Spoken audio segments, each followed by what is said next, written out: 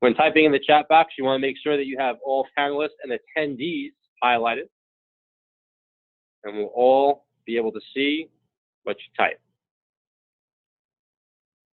We'll get started in just a few moments as we wait for some more participants to join us. Seems to be a little difficulty getting signed in. That has been remedied, and we're just going to grant another few moments for people to find their way here.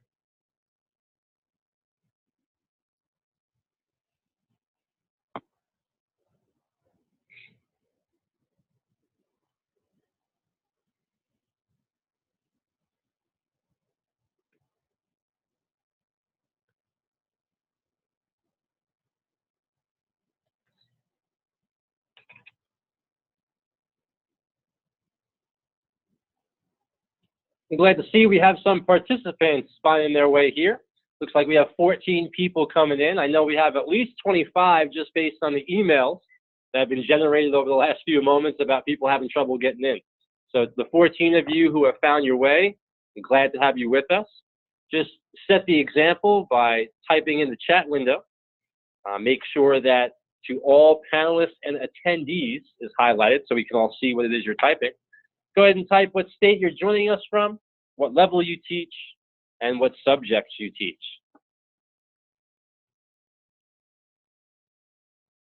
So they just have names here that I'm not seeing. Oh, I see. How long is this panel? I can switch over to it.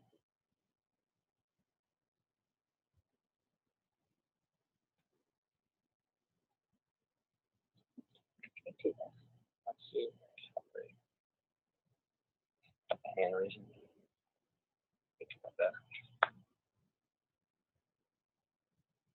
All right, more panelists are rolling in. That's good to see. We are 19 strong right now. We'll get started in just a few more minutes. You'll hear me repeating myself as we start this for the new attendees coming in. Thanks for joining.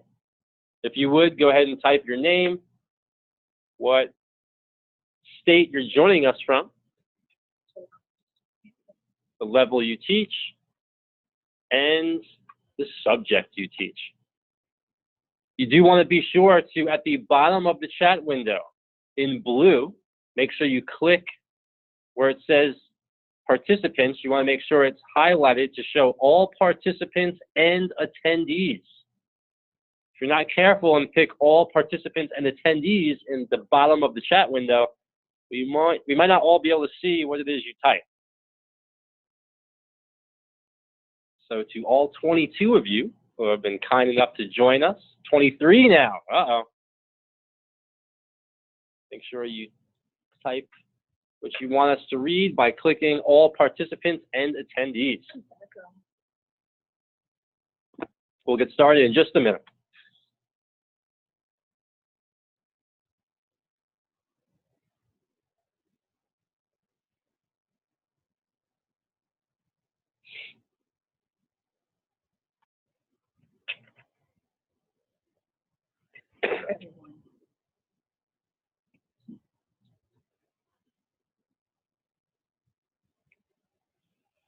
We want to make sure that we click all panelists and attendees. It just says anyone. They have this person only has 2 choices. Okay. Forget everyone. Yeah. If you're only seeing all panelists or everyone, make sure it's on everyone. And then anyone who's participating in this should be able to see what it is you're typing. So at the bottom of the chat box, make sure the blue icon is set to everyone, and we should be able to see what it is you are typing. That chat window is going to be very important because you can participate in today's Q&A, not only by joining the conversation and speaking to us, but also by typing. And we'll be able to respond to all that is typed in that chat box as long as we can see it by having everyone highlighted in the bottom. All right, ladies and gentlemen, we are officially going live from 4 o'clock to 7 o'clock across several time zones. We're coming at you live right now from Statesville, North Carolina. I am Ben Conklin, one of the teacher leaders as part of this collaboration under the guidance of the Constitutional Rights Foundation, being fueled by the Bill and Melinda Gates Foundation. I'm Ben Conklin once again, but I'm here joined by the lovely Regina Yunt, and I'm also from Statesville, and I teach 7th grade social studies, which for us is world history. And I just love putting her on a spot like that. It's great to have everyone with us. Today we have a short agenda, but an important agenda. We wanted to review a couple things about the civil conversation model that hopefully everyone here is versed in. If not, we're going to make sure that you know how to access this civil conversation model. And we're going to once again go through some of the basics of it. Hopefully you've already had some experience with this and used this model in your classroom. If not, it's totally fine. We can hopefully troubleshoot some possible things that could come up in the future, and we'll make sure that your application of this lesson is streamlined even more. So one of the things we wanted to do is recap the specific steps of the civil conversation model. Now, I'm going to go ahead and navigate to the document and go through it. Then I'll show you how to actually access that document if you haven't done so already. So the civil conversation model is a very straightforward document that drives learning in the classroom through the use of academic discussion. Now, we know through research that one of the best ways for students to retain what they learn is to actually discuss the material among their peers. So on a scale from taking notes, something on the board, to actually having a conversation with material, there is no question that a discussion while using this academic material will cement what it is we're actually trying to get them to learn. So this civil conversation guideline is very important in helping students retain information, but also equipping them with skills that will carry over into many other disciplines. We all know by watching the news recently that perhaps our nation could do a better job in having discussions with each other. We know that many people, for whatever reason, only want to hear what they already believe and struggle to have a conversation with others who might disagree with them. I don't know about you all, but I tend to learn from people who disagree with me. I don't really learn a whole lot by only talking to people who already know what I do or only agree with what I do.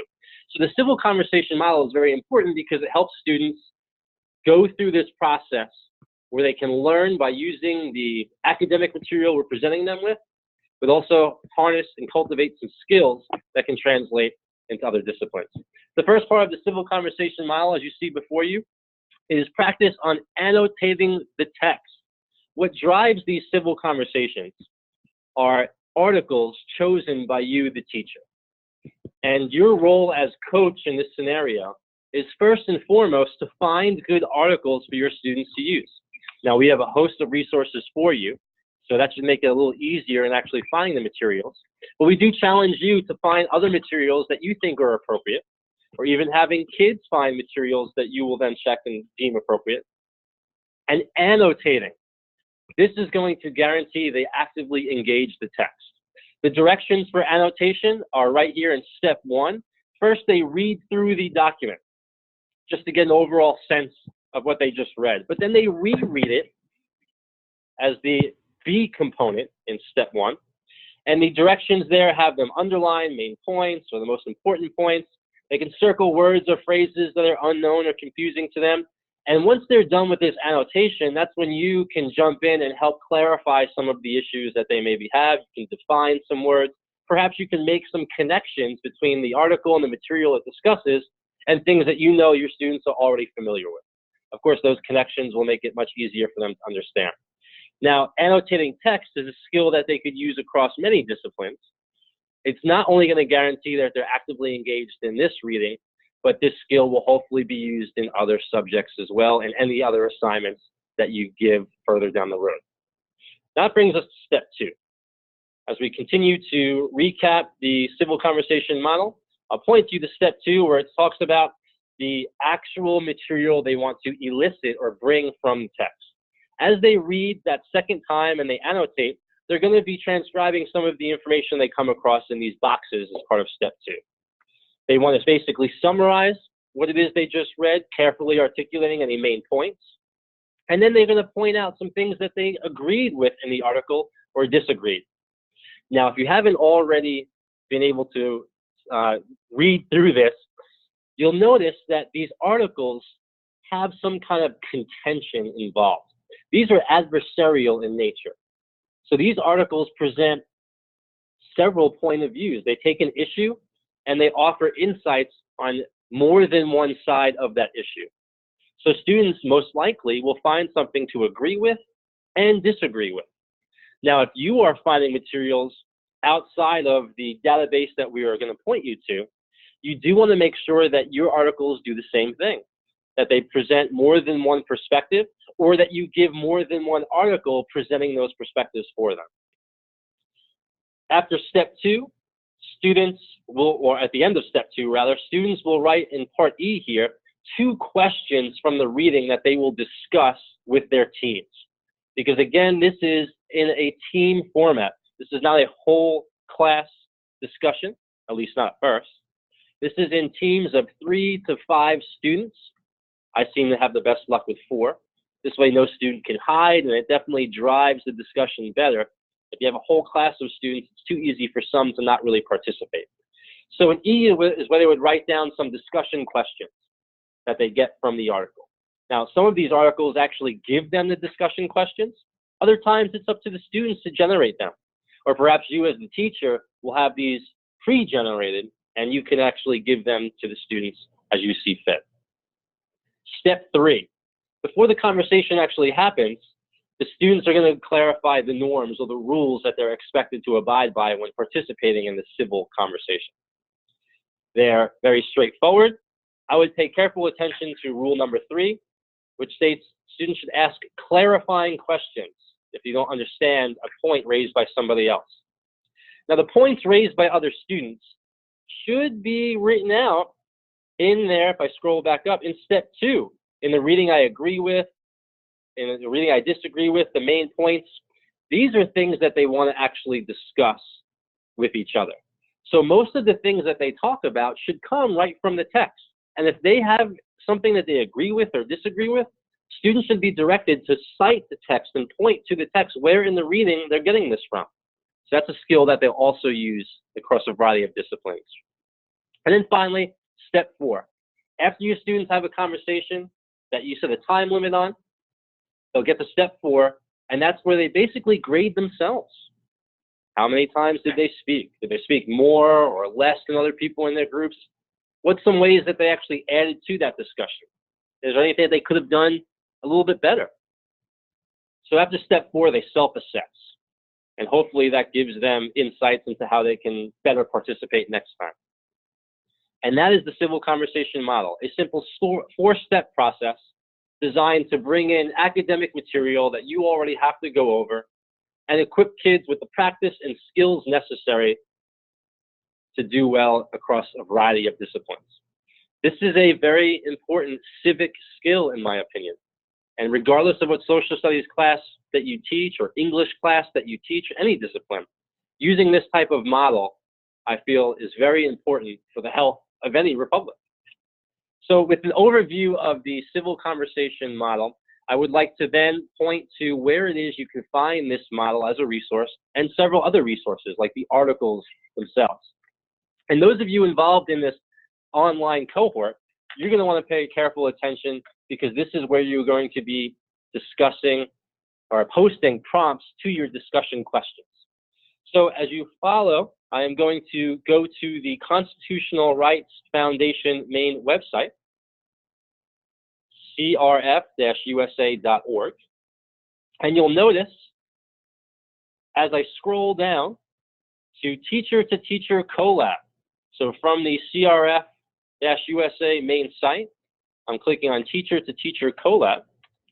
And this brings us to all the materials that we will need. We have here a curriculum library and 2 separate icons for discussion. One for face-to-face cohort members and one for online cohort members. Now I'm going to go ahead and click on the curriculum library, and that's going to take us to all the resources you would need for the civil conversation. You'll notice as I scroll down, this is soon to change. I feel like some of it is going to be bold for you to find a little bit easier. But you'll notice 2 icons, the PDF and the Word icon. Clicking on those actually generates the documents, the civil conversation guideline that I just reviewed with y'all. So whether you click the PDF or the Word, that will bring up, and you can print or you could rework the Word version as you see fit. You can also continue to scroll down and you'll see previously held meetings that were recorded. So our civil conversations, actual strategies, we went over it the first time. You'll see that there. And then some other resources. As you scroll down, you'll see some opportunities to find the articles themselves. So for example, if I click on government and economics, we'll see more documents. These are the articles that are, again, contentious. They're adversarial in some way, or presenting more than one perspective. These are what you could easily find to print out wherever it is you're in your curriculum. You can print them out, and they're basically shovel-ready lessons for you. So whether it be government economics or U.S. history, there are several in each category ready for you to use. So that's the hard part over. You have the curriculum guide, you have the actual civil conversation curriculum guide, and you have access to a host of materials. You also have previously recorded sessions on which we go over it more in-depthly, how to use the civil conversation model. And this discussion right now is being recorded that you could also view in the future. So from the Constitutional Rights Foundation site, I am going to go back and go to the discussion windows. I'll click the online cohort so you could see where you will be participating in your online discussions. That link brought me to the PowerSchool format. It is the interface, I guess, the PowerSchool interface. And you'll notice on the left side, easily navigable are all of the responsibilities that you have as part of this online cohort. You have the first one. It says January/February academic discussion. If I click on that, that's where you're actually going to participate in the reflection questions. They're all there for you, and you will post them by clicking discuss at the very bottom. Now, this is not going to open till tomorrow. So as I click on it right now, you'll notice that there isn't anything really to show. But when tomorrow it opens, I think at 3 a.m. Eastern time or something like that, probably 12 a.m. Pacific time, you'll be able to actually start participating. So to review, we have on the CRF site, the main site, I'm going to jump back to that. We have the, let's see here. We have the main CRF site, crf-usa.org, and we have the curriculum library that we could click on. If I go back, you'll see how I got there. This is the main page. I click on Teacher to Teacher Collab, and that brings up the curriculum library that you could go to get the actual civil conversation documents themselves, either as PDF or Word. You can continue to scroll down to review any of the previously recorded sessions that clarify these issues. And you could get some of the actual articles themselves by clicking on the tabs according to whatever discipline you need to reach. Then we also have on the CRF site, the discussion online cohort button. I could click on that, and that will bring you to the PowerSchool interface, where on the left side you have your assignments that you could click on that will bring you to the individual tasks that you have before you. Now, I would like to, from the PowerSchool site, I'd like to show you some other things there. For example, if I click on activities and I go to wiki projects, I click on activities and wiki projects, you'll notice that we have some materials there for you already. Some things that Regina and I, as teacher leaders in this cohort, have recommended to our cohort and shared with others as well. So if I click on wiki curriculum materials you recommend, as I scroll down, we'll see an editable version of the Civil Conversations Guide, a document that talks about frequent concerns while using the Civil Conversation Model, and that's what we're going to spend the rest of this Q&A focused on, and some other resources to find articles that can use the Civil Conversation Model. So I'm going to go ahead and click Frequent Concerns, and this will bring up a document that we could go through. These are some major concerns that were given to us by our own cohort over the last 2 years, and they're concerns that many of us have about a variety of lessons, not just using the civil conversation model. So one of the things helpful about this Q&A is I hope that the insights we gain transfer to any lesson that we deliver to our students. And anytime we have an issue using this or any other kind of assignment, I hope that first we look to ourselves. What did we do wrong as the teacher/coach in the classroom? If there's any shortfalls, if there's anything that needs to be improved, we must look to ourselves first before putting it onto our students and acting like they were maybe the reason that this lesson didn't go as good as we thought it should. So first off, let me say that we need to really take an honest look at ourselves and what we could do better, and also understand that with practice, you will get better. The first time I used this lesson, it didn't go as good as the third time, the fourth, or the fifth time.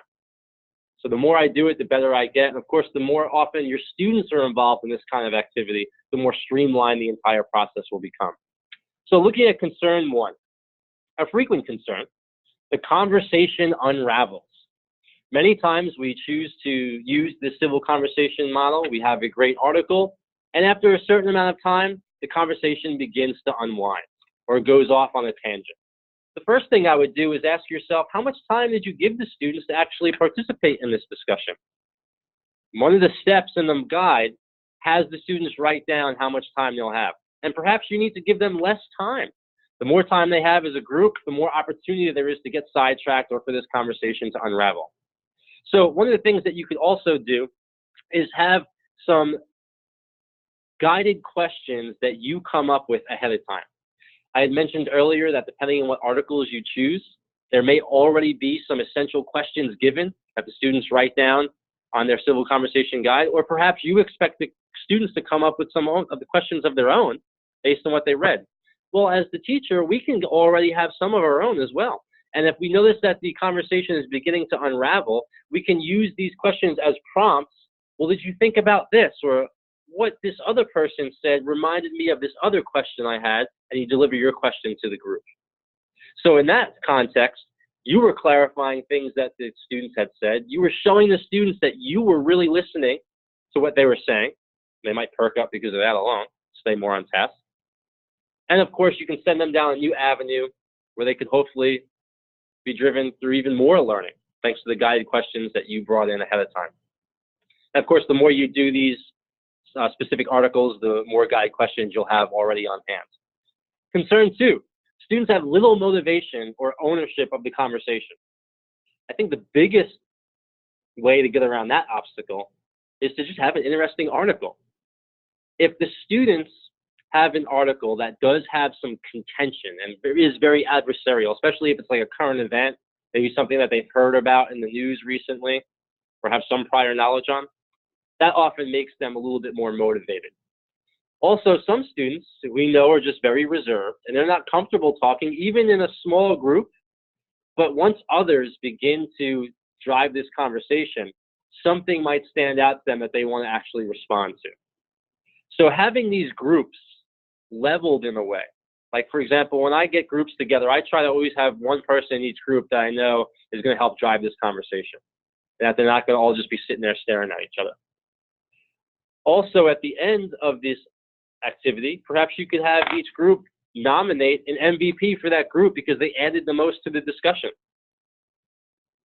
Maybe there's a little prize waiting for them or some extra credit or a public acknowledgement in front of everyone else. So students that have little motivation or ownership of the conversation, the biggest thing to do is choose a good article that's related to the material you're covering in class. And then using those from concern one, maybe using some of those guided questions that you already have come up with, posing them to the group might make somebody in that group jump into the conversation that they hadn't already really participated in. You could also have a team moderator. And each team, maybe it's a team of 4, one person is chosen as the moderator, and they specifically ask another person in the group a question or what they feel about this issue if they haven't on their own said anything. Johnny, I see that you haven't really said anything. What is it that you feel about this issue that makes you disinterested? Maybe as team moderator, that's how I approach it. And of course, as the teacher, I'm walking around trying to do my best job. to elicit conversation from students that aren't really talking either. This is one thing though, the more they're involved, the more comfortable they are, the more likely they're to be involved in an organic sense the next time around. Concern 3, students show little motivation or ownership of the text itself. This is particularly worrisome in our middle school classes where students might have a hard time actually understanding the article depending on how elevated this language is. If students show little motivation or ownership in the text, one of the issues there might be that they don't really have too much background information. And this goes to some other concerns we have later on as well.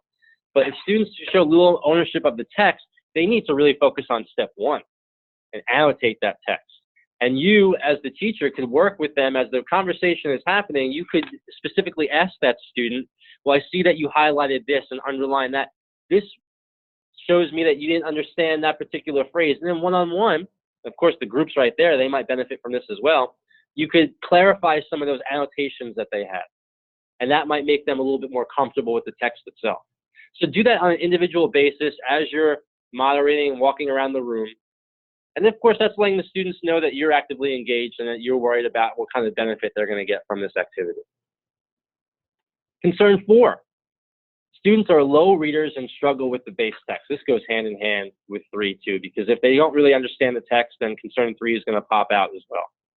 If they're low readers, perhaps one thing you could do is address the article at first as an entire class. You read through it first as a class very quickly, almost like a warm-up. Then you have students annotate the text on their own using the step 1 rules. And then you ask the class about their annotations. And right there in front of everyone, address those concerns of words they don't understand or some connections that they might not have made to the curriculum that you've already gone over or to things currently in the news. So using step 1 in a whole class format could help with concern 4 if that's something that you notice. Concern 5, students have no context. If students have no context whatsoever, perhaps you should have chosen a different article that may be related more to the curriculum that you're currently going over in class. I try to avoid these because I don't really want to spend the time giving too much context. If that's needed, I need to choose a different article. Now, many of these articles don't require a lot of prior context or prior knowledge. So carefully choose your article. Use it maybe more as a review or an enrichment activity at first, or if it's a particular topic that you know they're going to struggle with. And then finally, concern 6 and 7. Concern 6, preparation is too time consuming. Hopefully with the library of resources given to you, that cuts out that time consuming. Now this is one of those things though, once you do it once and you have the article ready, then it's always there. But you could pose this as maybe an extra credit opportunity or an assignment. Have students find articles. And then once they generate those articles, you go through and choose which ones you think are appropriate for your class. Give them extra credit if you choose one that they found. Or make an assignment that they have to have an annotated bibliography of 3 different articles that they read and annotate and then write down the main points of. And that annotated bibliography might now be a library for you. They could provide the links to the articles. That can now be your library to go back and choose from. The ones that you have success with, you'll use more and more in the future, and you'll get even better. Step 7, strategy is too time consuming. Forget about the prep work. I found the article. Now just using it is too time consuming. You know what I'm going to say here, don't you? Now, there's actually been an online discussion while you've been talking about this time consuming I've seen you feverishly typing, so I knew something was going on. And I think several people are really getting into the clue that it does go slow to start. Yes. But once you start and do it and becomes more of a routine for the kids, they have buy-in, they become better at it, you become better at it, and it gets more streamlined. Yeah, one of the things about it too time consuming, the readings themselves can be signed outside of class. Use the whole flipped classroom model in that context.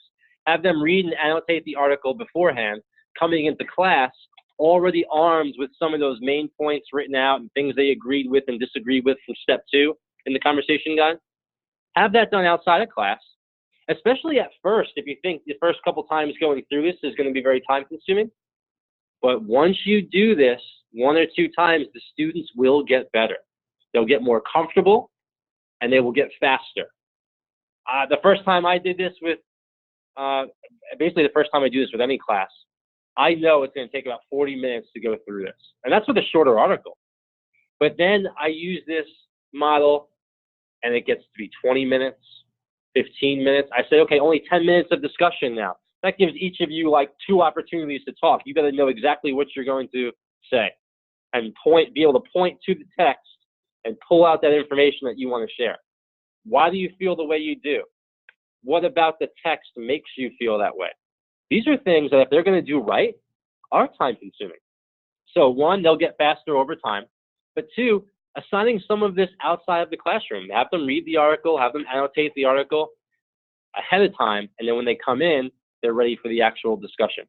And one of the things that we really need to point out here is that a lot of value added with this assignment comes to after these small groups are done talking and you come back as a whole class. That discussion needs some time. And once you go through the entire class discussion, once the small groups have done their thing, then you might notice more people willing to speak out because they'll notice, oh, I was feeling like that. I had the same thought, and I didn't think anyone else felt that way, but now I notice someone else in the classroom had the same thought. And all of a sudden, they feel more comfortable next time around to share their initial feelings without fear that no one else feels that way. So this document is available for you on the CRF site, and there's some links here to go through to help you deal with any of these concerns. I hope some of these concerns are things that you experience in other lessons as well, and that they could help you navigate through those. But now I'd like to open it up. If anyone has any specific concerns or questions about the model that hasn't been addressed, please go ahead and type in the chat box your question, and we'll be sure to respond. There is also a hand raise function in the chat window. I'm not sure how to get that working. I did see 1 or 2 hands pop up. But if you're able to figure out how to raise your hand in the chat box next to your name, please go ahead and raise your digital hand there, and then we can ask you to actually talk to the group. Hopefully you're dialed in, and you can unmute yourself on your phone. We'll all be able to hear what it is you're saying. So we have a question here. Do you have an annotation guide? The annotation guide is on step 1 of the civil conversation model. I'm clicking to that on the main screen here. So step 1 says read, and then part B, reread the selection and annotate or talk to and engage the text. And there are very simple and straightforward rules there. If you do this differently in your own class, you know, we have one of these documents that you can change, and you can totally rework that section. But it is important to, I think, simplify it, especially at first. Just underline the main points, circle things that are confusing or don't make sense to you, draw an arrow next to things that you can already connect outside information to, because obviously making those connections are one of the biggest factors in making this a successful activity. I'm going to have Regina here point out any other questions on the chat that maybe we can address to everyone. If anyone has any experience with this already and you want to type into the chat box how much time it took your class, I think that would be very good for the whole class, for the whole group here to know what they could expect to experience anyway. So Lisa, actually, it looks like she shared an annotation guide. Is that right, Lisa? Lisa D? Looks like Lisa D has another annotation guide that she is sharing with us via Google form. And then we have some questions, it looks like, about differentiation when you have multiple levels in the same room. And someone mentioned earlier, like Newsella has differentiated articles, so you could all be working on the same topic. Doesn't Sheg do that too? Yep. We have on our resource guides many different sites that offer different levels of articles depending on what you deal with. Which one? The in Power School, and then go back to. So I'm going to go to Power School now. Activities, wiki projects, and I'm just showing you where some of these other resources are. So under materials. Right? Yes. I'm clicking materials now, Wait, did I skip the wrong one? Uh, Nope. Sorry, wrong one. Yeah. Clicking the. And as Ben says, we try to have some that are kind of, I love his term, shovel ready. Yeah. So that you don't have to, they're already pro and con articles. So you already have multiple sides in there and developed. And so there are several sites on there that are ready to go with that. So this was our third resource there listed for you. And you'll notice there is a variety of sites that you can go to, all with the links working, that have these articles ready for you to use. Some of them are complete lesson plans outside the confines of just the civil conversation model. Particularly, I like the procon.org resources. The, let's see, the Think and Read Like a Historian from Sheg at Stanford. Great resources there. Carolina K-12. Obviously, the Constitutional Rights Foundation resources that I showed you already. Those are all great. And they range from very simple to low-level readers all the way up to, AP level. And having experience using this type of model in inclusion classes all the way to AP classes, I can tell you that you can find any resources necessary to meet the needs of your students. What other questions do we have here, Regina? Well, just somebody mentioned that Newsella does have the lexile levels, same article, different vocabulary. Great. So for the differentiation. Thank you, Say Johnson. A good point about the Newsella resource, how it has articles leveled and even breaks out different vocabulary. We've also had a discussion on time frame, like how often to do them. Mm-hmm. I know for middle school, just to get through all the content that we do, I do maybe one a unit, but Yep. that is only after I have established all of my group norms and I'm used to the kids. I know the ones to really keep an eye on and the ones that need the extra support. And that's when I actually start into it.